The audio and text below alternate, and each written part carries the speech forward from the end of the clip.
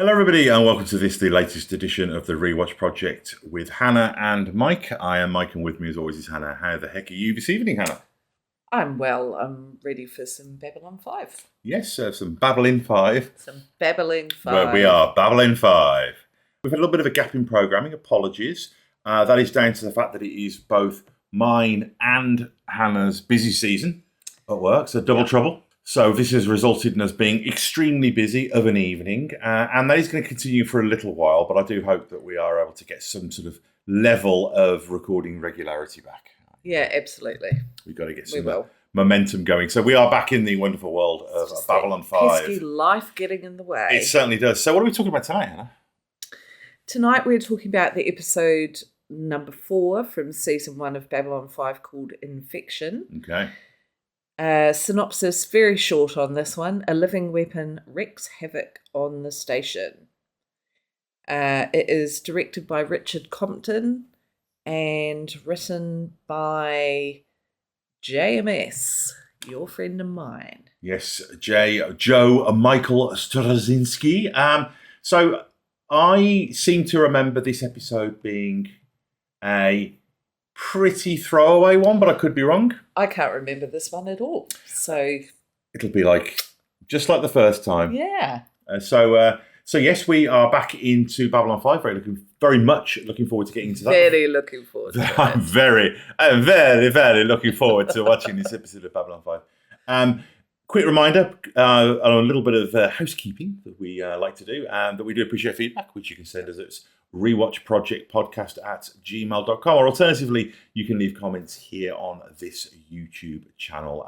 Do check out our friend shows, namely Chinstroker versus Punter, his film, her movie, Film Bastards, The Good, the Bad and the Odd, Talk Without Rhythm podcast, and Entertainment Landfill. And also do check out the other non-Babylon 5 related content on this channel. So there's various other bits of film, television, music, and general pop culture related goodness that cohabits here on this channel. And also likes and subscribes on YouTube make a big difference. The more subscriptions that we have, the higher the profile of the channel, the more people feedback, which is ultimately the primary motivator for doing these things, aside from watching some damn fine 90s television. Indeed. And last but not least, we do appreciate donations via PayPal, but as is always the case, please do not do so if that would cause you any financial hardship, because we certainly do not want that. Do we have any feedback? Yeah, we do. Okay, cool. Let's have it. Okay. So this is from Jeff Harper 8650. Jeff Man. Jeff Man. This is in reaction to our last episode, Born to the Purple. Bag of shit. I know what the YouTube feedback is going to be like. You're a savage bunch. No, he said, that's the thing with Babylon 5 episodes. Even the less than great episodes have background info or something that plays out later. And I suspect that the one we're going to watch tonight is going to be a little bit like that. I think that because what and again, this isn't really from memory, it's just where we are, is the show is very much still trying to create the illusion that it's a traditional episodic 1990s, early 90s science fiction adventure series. Mm-hmm. And I think that there's after the first couple of episodes, there's a run of episodes that do that. And I think a few of those, including this one, are the episodes where when you say to people, hey, look, you got to stick with the show. It's worth it. I think it's episodes like this. However, when you know the show is good, and crucially, when you've seen it before, you can actually really enjoy these episodes because you are getting those little, oh, look what it says on the front of that newspaper, or, oh, there was something on the news about this thing that I know will become a big story element. As you say, it's little bits of business. It is. There's lots of little bits of business. Cool. Thank you for that, Jeff Man. Appreciate it. Thanks, Jeff Man. Apologies, by the way, Jeff, if you are wondering, it's because there was a British television series called Biker Grove, and there was a character called Jeff, and the Geordie kids in the show always called him Jeff Man. And they uttered the famous line of dialogue, Jeff Man, you've got pie in your beard. So I can't hear the name Jeff without thinking of either Jeff Lynne from ELO, Jeffrey Sinclair from Babylon 5, or Jeff Man. Okay. Or Jeff Capes. There's quite a lot of Jeffs, actually, but I'm going to stop there. I feel like I've gone on too far already. Okay. Okay, so we also have some feedback by our regular feedbacker, formerly known as Chaz. Oh, it's Mike. Bit like Prince. He's come back with a different name. He has. It's Mike's Musings. He says, on the same episode, Born to the Purple, he said, well, he started off saying, Sliders started well but went off the rails. Very true. Yeah, I think it's like second or third season they changed the concept, and I heard that there's rumours that Sliders is coming back with some of the same cast. Yeah, but I'd heard that that apparently they're completely ignoring like the final season, and it's going to sort of, and that's happened a few times in franchises, like Terminator. Got the Terminator series. The amount of times when they've ignored sequels. Planet of the Apes is a similar franchise. Superman as well, like when Superman Returns came out in the 2000s, it picked up from Superman 2, it ignored. So that's a classic franchise thing. It's like, what was the Terminator film that Gabe Luna was in? Yeah, that seemed to be like directly after number 2. It didn't. Basically, it decanonized everything after Terminator 2. So the idea, and it was the first one that James Cameron produced. And it was so good. Well, the idea is that you watch Terminator 1, Terminator 2, and Terminator, is it Salvation? Oh no, Dark Fate. Dark Fate. And that's the James Cameron approved trilogy. You know, so I'd quite like to watch that again recently. Yeah, I would too. I really enjoyed that. I've got some feedback that's a spoiler, so I'm going to save it and talk about it in the spoiler section. Oh, very good. Just so I don't ruin the fun for anybody. Yes. This is from our buddy Mark from The Good, the Bad and the Odd. Yes. He has said, fun episode. Sorry, my eyes. Fabiana Udinho is particularly good as a guest actor. I kept thinking I was watching Salma Hayek. That's a damn good shout, actually, because she looks... Yeah, I mean, and I always think of her as... I hadn't made the connection because, you know, women look very different with no hair. They do. But she's the... I've never tried it myself. I have had no choice. She played the foreign exchange student in summer school, which we should watch because that's a great kind of Meatballs-esque... Yeah. Do you know, it's funny because Have you seen Summer School? No.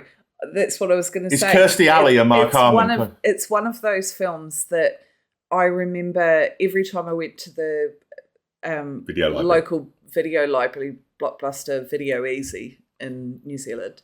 That was one of the videos that I would always see. Summer School is a really entertaining film, and I think you'd enjoy it. I mean, it's really dumb. It's one of those ones where there are a bunch of lovable misfits, and he doesn't want to teach them.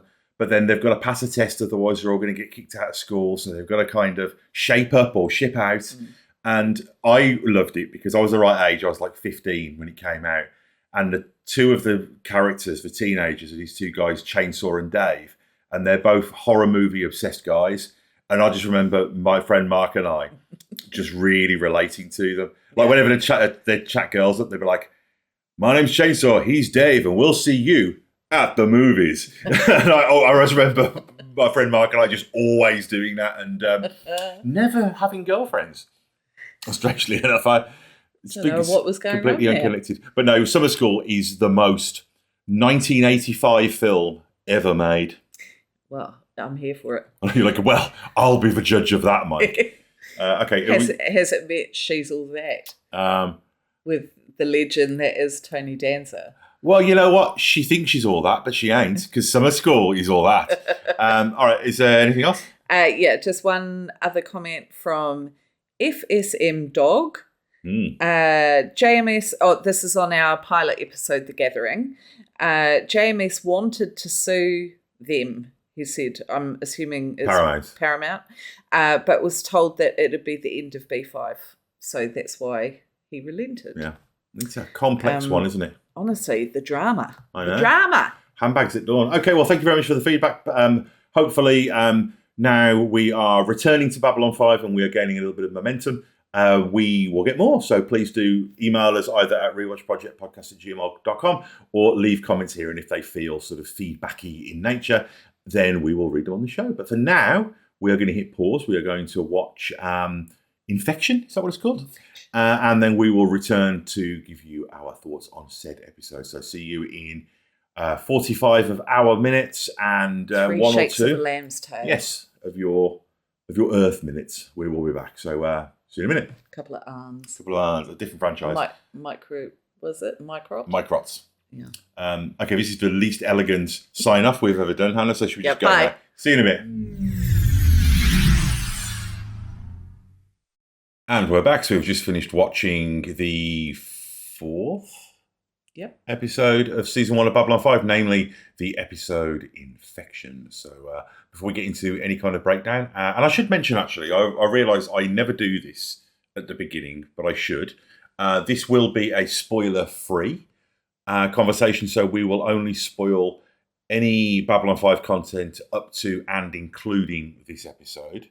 Yeah. But if we feel moved to do so, then there will be a spoiler section, a very well signposted spoiler section at the end of this episode. So, but before we get into any of those things, Hannah, initial thoughts on this episode? I can see why I don't remember this one from last time. It is. It feels very standalone. Yeah. And I think well-timed standalone in a way. It feels like there's been a lot of time kind of establishing character traits and personalities of the alien members.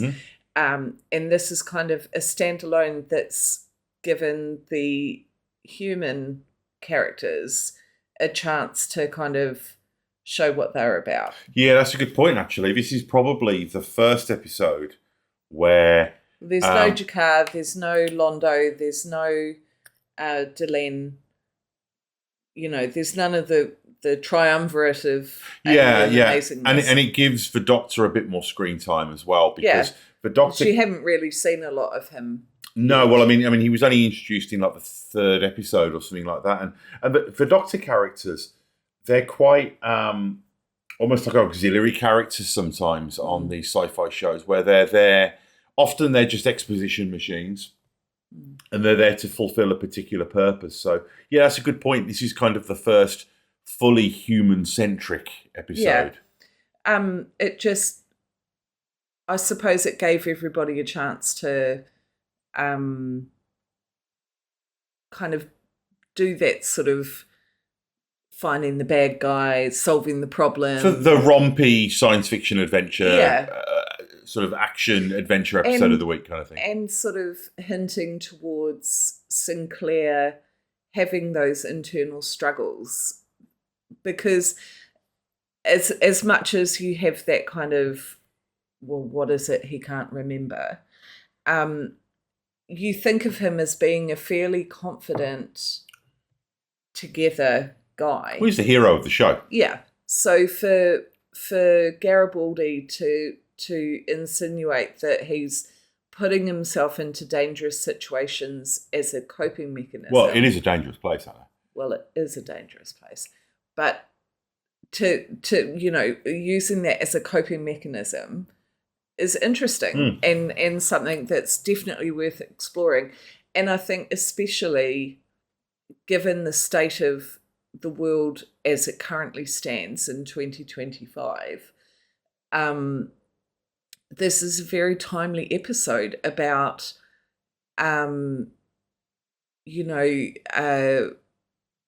if you go too far in any direction, you become the big bad that you started off fighting against. Well, I mean, we live in a world now where it feels like everybody's radicalized. One way or another. This kind of it doesn't matter whether it's far right, far left, far whatever. No. But what I mean though is we live in a world of binary politics, and that's what the inevitable point of destination for increased radicalization. And I think one of the things that's, just to sort of jump over a little bit here, I think that this is, I think this is a pretty inconsequential episode. Yeah. Having said that, I think it's very entertaining, but also I think the thing that's There's interesting plenty in there as well. Oh yeah. But I think the thing that's interesting for me watching this episode now is this is the first episode where you start to get a sense of the philosophical attitudes of the showrunner. And basically what you're seeing is in the same way that Gene Roddenberry and George Lucas saw the world.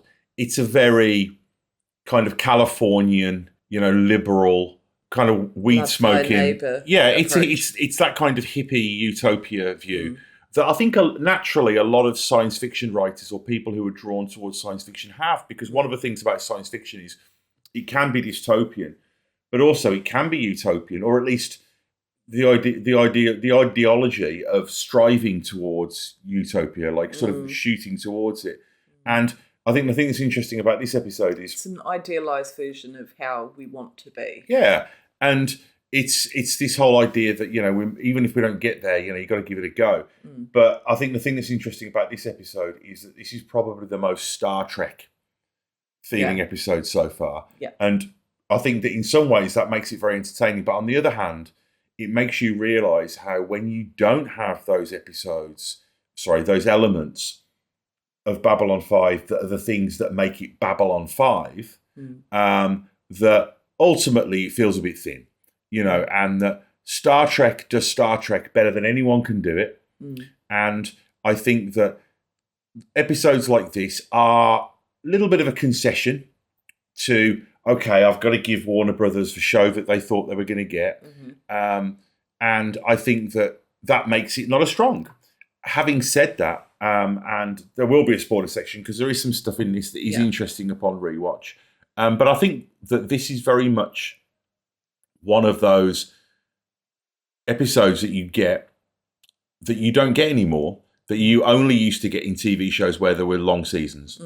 And they're the episodes where they're like, okay, let's just use the environment and the concept of the show and the characters to have an adventure storyline. And as I've said before, take the show out for a joyride.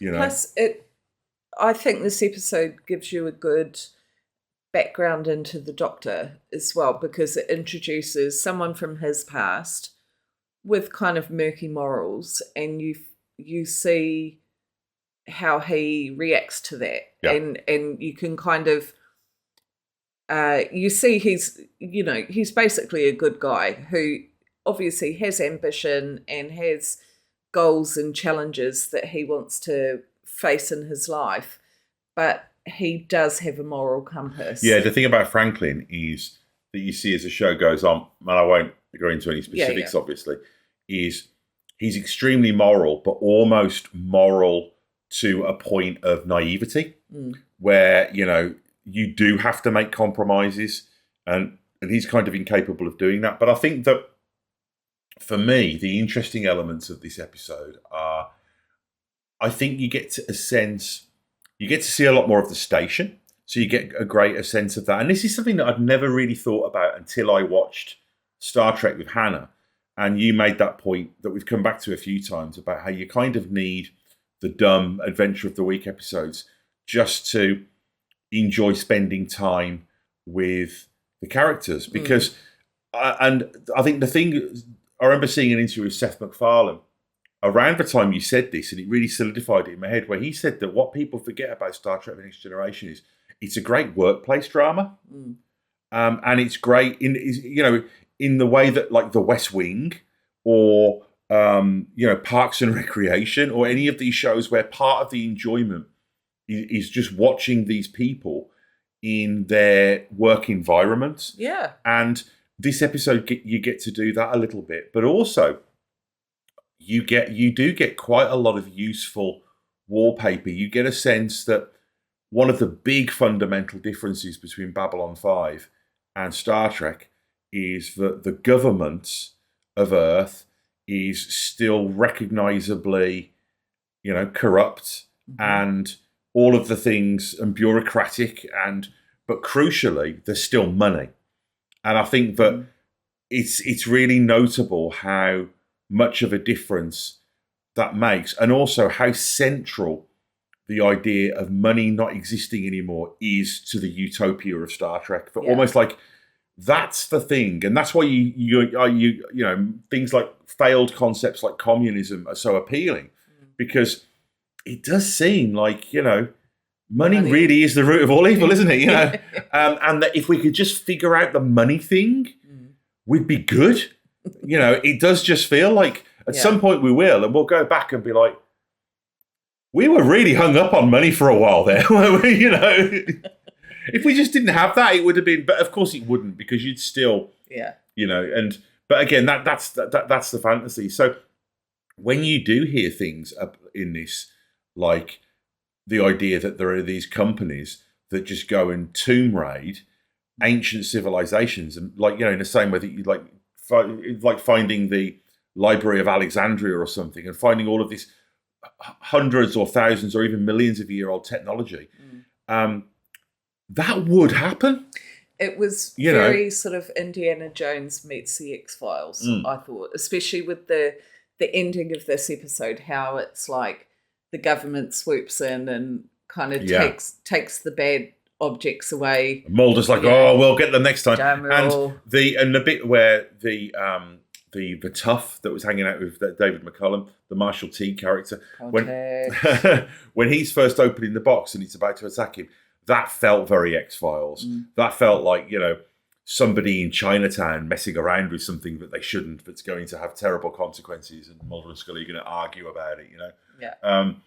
But there are a few things, though, that I would like to talk about, though, in the episode. And there are a couple of things I'd like to get into in spoilers as well.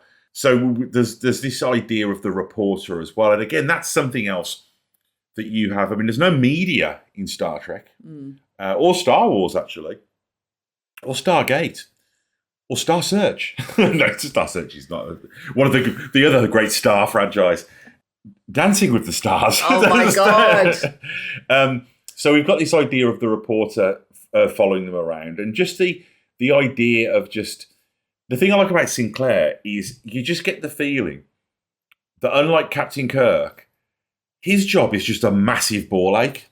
Like, how many episodes? It's quite true to life. Well, the fact that he's having to deal with the media, he's having to deal with unions, he's having to deal with politicians, and they make Earth great again.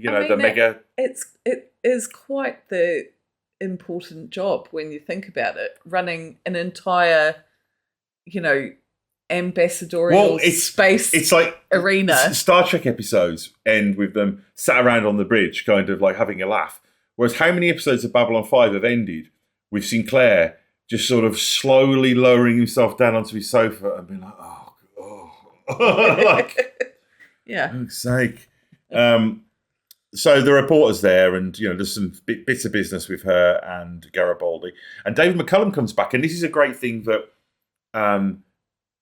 J. Michael Straczynski does, is he loves bringing back older British science fiction actors. David McCullum was very famous for being in Sapphire and Steel, the TV series, and The Man from U.N.C.L.E. And The Great Escape. Yep. And there's lots of references coming up to The Prisoner, the 60s science fiction TV series, and Doctor Who and Blake Seven, and a lot of those shows, their influences start to come in. So it's nice to see, they really should have called House Doctor Who, shouldn't they? They really should, yeah. Because he was Doctor Who. I mean, I bet you that there was some headline in some news article where they interviewed him, and the headline would have been Doctor Who. In fact, Google it, listeners. I bet you there is a maybe we should Google it. Yeah. I also like that the tough in this is played by a guy called Marshall Teague, and he's one of those. He's a real GGTMC, Gentleman's Guide to Midnight Cinema guy. He's been in, he was one of the toughs in Roadhouse, the original Swayze Roadhouse, and he's just been in a lot of. He's played a lot of bikers. He's been in a lot of straight-to-video westerns. Yeah.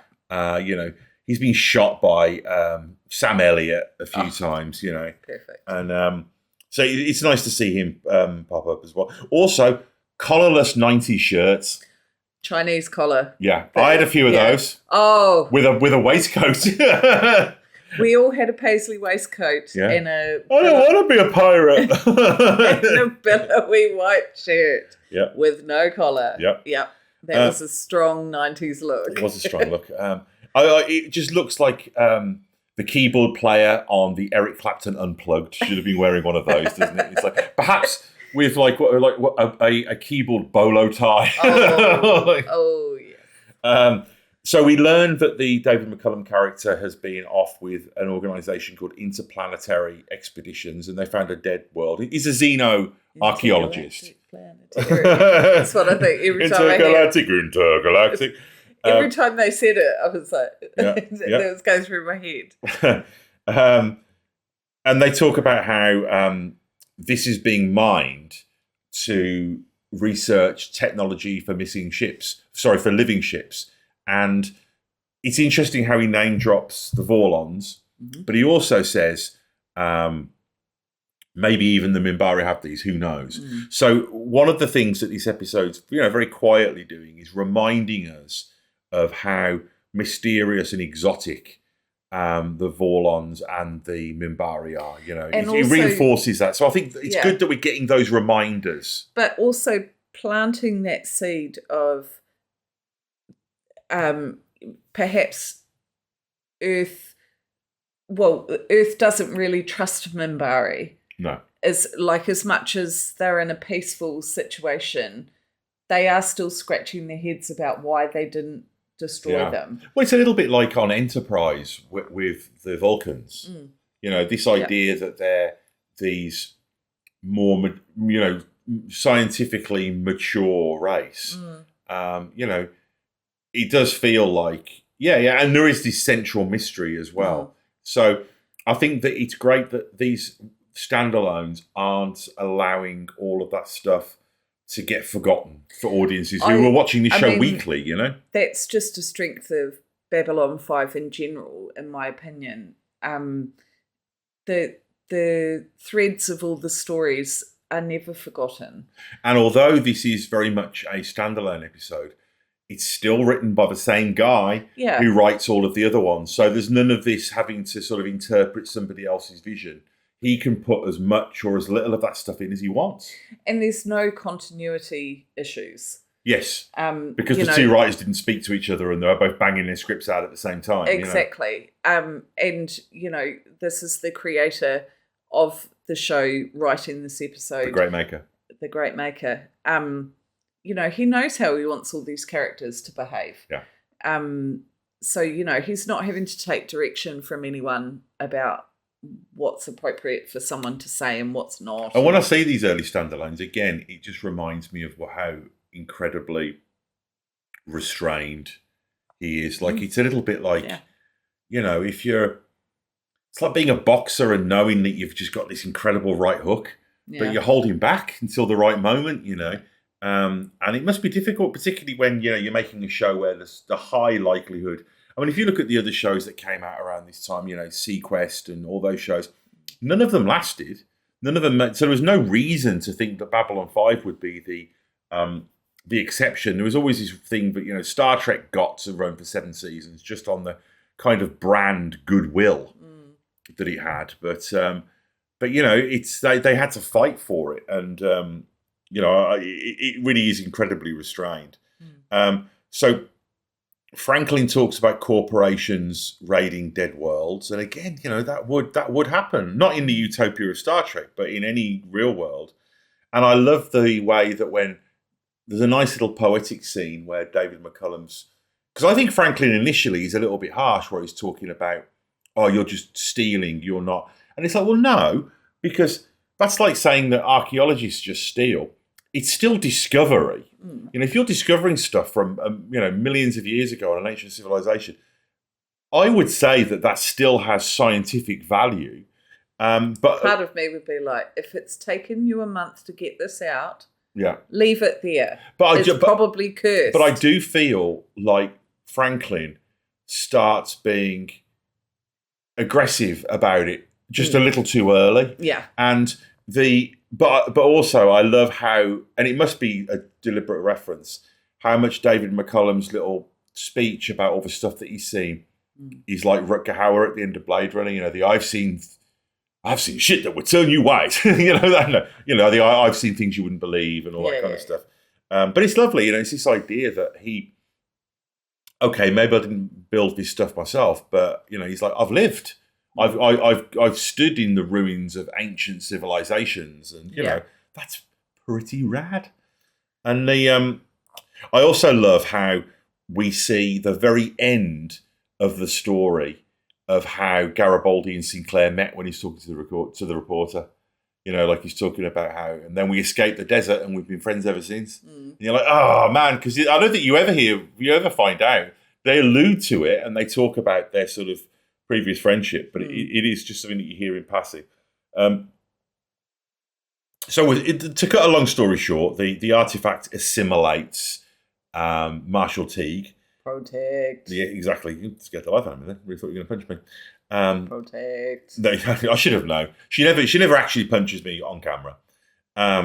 You always make sure there's none around. So the Protect. I love I'm allowed to make fun of it, but nobody else is. The sequence when Sinclair decides that he's got to make him angry.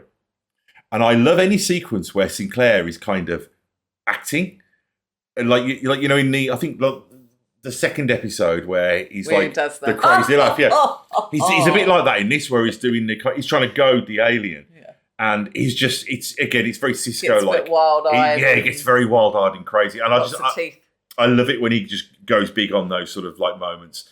But the other thing as well that it reminded me of, I realised this was the first episode of Babylon 5 I ever saw. Was it? Yeah, because I remember I was on holiday, I think in like Cornwall or somewhere with my girlfriend, and No, I was, and I remember it was on, because I didn't watch the first season when it was on TV, but it was a Saturday, and I think it was on at about 5 o'clock, something like that in the afternoon on like Channel 4, and she's like, Babylon 5's on, I really want to watch this. But I was a dyed-in-the-wool Trekkie. And I remember, and this episode does have some goofy moments in it. And I think particularly when you're not used to watching a show, it seems even goofier, And I just remember I was such a dick about it and just being like, oh, this is so dumb. Oh God, look at that guy. And just, I remember the bit where he was sort of stalking him and all that kind of stuff. And I just remember thinking, oh, this is so ridiculous. And just being an idiot, because she liked this show. And I was just being I was just being a film school. Yeah, I was, and the stuff that I like was just as silly. And it's so I'm sorry, and it's not a very attractive trait. I concede that, but I do remember that really specifically. But one of the other things that I like about this sequence is there was a really specific aesthetic in late 80s and early 90s science fiction, particularly on television, that was influenced by two things. It was influenced by Aliens, specifically Aliens, the James Cameron film, and also the aesthetic of laser tag places. Like, when you go to laser tag and you've got the smoke, it's like you've drums. You've got got the plutonium drums, and then you've got like the kind of the netting over things. Yeah. And that, I think a lot of that came from Aliens as well. And you saw that in everything from Red Dwarf through to, some of the Terminator sequels. And this feels very... Your Mother. Yeah, well, yeah. A lot of laser tagging that. But this feels very other piece of that. And I think that when you see him sneaking around, I can't help but get a little bit of nostalgia for when that was what science fiction was. Yeah. And how large the... it's just a shame they haven't got something bright and a light lit up. Oh yeah, on their chest. But I do love how Jeff he likes to get stuck in, doesn't he? He's like, give me a gun, give me a spaceship. That bit made me laugh actually, because I thought that poor guy was crouched down with his gun and he goes, weapon! Yeah. And the guy's like, what do I just squat here now? So what's he doing now? Like, yeah. Pew pew. I'll be at the back, all right? It reminds me of the episode of Space that goes about how you get any group of guys together and you start play fighting and everyone, they'll all go super hard out. Yeah. Have you seen that? Yeah. Oh, so good. But it sort of made me think he was going to do that. Like, I'm going to trick you into thinking I've got a gun. Well, it's like the Eddie Izzard thing where they talk about, guns don't kill people, people do. And he's like, well, guns really help. He's like, otherwise you're just going to be like, bang! People are like, what are you doing, mate? So Jeff gets stuck in, decides he's going to make it mad. I've got the note here about I love Crazy Sinclair. He essentially does a Captain Kirk, where Captain Kirk would often do this thing. I have heard enough. That isn't actually what I'm talking about. It's where Kirk was really good at talking like aliens or robots into self-destruction. Feeling something. Yeah. You know, like he'd out-logic a computer, and the computer would be like, I cannot compute them, with sparks would start coming out. It's a total Kirk move. Yeah. And as he takes like a bite of an apple. Well, on lower decks, there's an entire planet made up of confused robots that, like, Captain Kirk has just tricked into insanity. Excellent. And but I've got a note here as well about how many episodes end with Sinclair in his room looking battered. So Garibaldi goes to talk to him about his death wish. Franklin talks to Ivana about the mega Make Earth Great Again movement. And again, we're getting a reminder about how there is this wave of what? Sorry, just I liked your slip of Make England Great Again. So the Air Force Defence swoop in and seize the artifact, and Ivanova says she'll be off getting drunk with the other aliens. And I genuinely, although you could say it's cheesy, I just think it's sincere. I genuinely like that final scene with Sinclair and the reporter, where he's talking about how, you know, our time is finite, and that when we're gone, all of our culture's gone. Yeah. You know, and I guess that does connect with the main storyline about this lost civilization and its culture and everything, because it's a good point. You know, when we die, that is Marilyn Monroe and Buddy Holly and, you know, Aristotle and that's why we've got to go to the stars. And I think that that's one of the reasons why I do quite like this episode, because I think this is where all of the other episodes have introduced the characters and the universe and the concepts and the stories. I feel like this is the episode that almost introduces JMS. Yeah. The authorial voice, the kind of, okay, this is where I stand on shit. His kind of mission statement. Yeah. Which ultimately, you know, big surprise for a science fiction writer, is ultimately an altruistic, liberal, live and let live. Save the environment, let's go to space. Anti-fascist. Yeah. You know, I mean, Babylon 5 ultimately, and again, not really a spoiler, but it goes on to be very anti-fascist in its politics. And frankly, that suits me just fine. Yeah, me too. I'm all good with that. 2 thumbs up. You know, kind of, I mean... 2 thumbs up for anti-fascism. Yeah, I mean, I'm very anti-fascist. I mean, I'm not going to do anything about it. You know, I can't be asked. I'll watch some movies about it. You will. Protect. Okay, I'm going to be flinching now every time we record this. Maybe I will move the camera back so we can have just a little bit more of a widescreen vista. Love it. But yeah, any final thoughts, Hannah? Just keen to get on to episode number 5. Yes, agreed. But no, that was a fun, entertaining episode. Good Friday night watch, actually. That it's a very rompy piece of genre. So, Shall I tell you what the next one is? Yes, please do. Okay, so the next episode we're going to be watching is called The Parliament of Dreams. It's a Delenn episode, I think. Okay, so it says a week-long cultural festival takes place on board the station. Catherine Sakai, Sinclair's old girlfriend, arrives on the station and Jakar receives a death threat. So plenty of action happening there. I seem to remember, I think this one is another standalone, but I think it's a really good ensemble. I think like everyone's in this one, which is always fun. This one's directed by Jim Johnston and written by JMS. Cool. He's a busy guy, that JMS. Yes. Alrighty, well that's us for now. Quick reminder that we do appreciate feedback. Rewatchprojectpodcast@gmail.com, or leave comments here on the channel. Do check out our friend shows, likes and subscribes, and reviews on Apple Podcasts and Spotify are also very much appreciated, as are donations on PayPal, if you can do so without causing yourself any financial hardship. That is just for now, and we will be back very soon. Goodbye. See ya.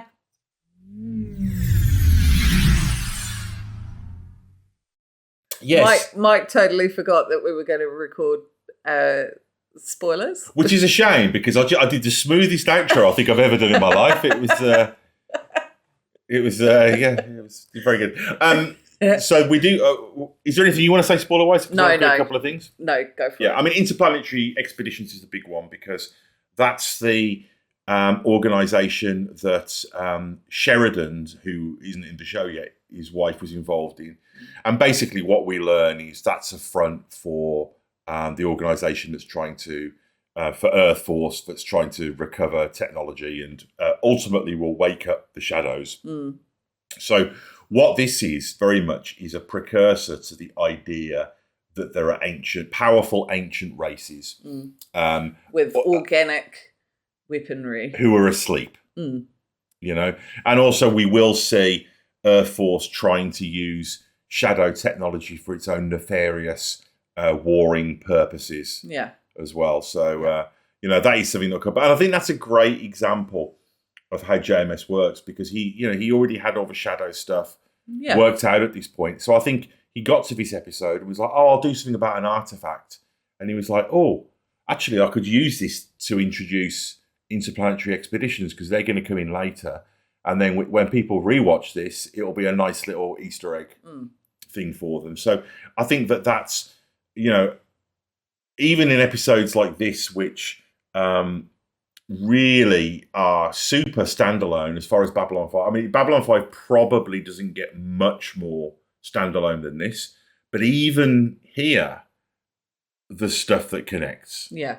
You know, and also I think all of the Earth stuff at the end is reminding you that bad things are happening, and the wind is blowing in a direction that isn't great for our heroes. Very, very much reminding you that Earth has a faction of very Earth-centric people, that they don't care about alien races. They think they're subspecies, not important. And they don't want to spend their money. No, and they don't want to work together to build anything. Yeah, it's isolationism. Protect their own. Yeah. And I guess that's a lot of what I was talking about earlier in terms of how the world currently is. Feels like everyone separating off into their own corners. Well, Ivanova even says, when she's talking to Franklin at the end about how, you know, we learn from our mistakes, and then he's like, oh, I guess we don't. Yeah. You know, and it's one of those things, like a lot of science fiction, like V is a good example as well. These things happen. You know, we went after scientists in the media in World War II. It's happened again. And it will kind of always happen until we get rid of money. I tell you, it's the money thing. It's bloody pain, you know. Although if I had loads of it, I'd be like, what are you talking about? Money's wonderful. Money is wonderful when you have it. Yeah. That's the thing, you know, when you've got your gold house. All right, well, I think I'd like a gold house. No, I think I'd like the idea of it. It's the David Lee Roth thing I always think about. How money can't buy you happiness, but it can buy you a helicopter, and you can land next to some happiness. That's how to live your life. But all right, that's just for now, guys. We'll see you again soon. Take care. Farewell. Be seeing you. Bye.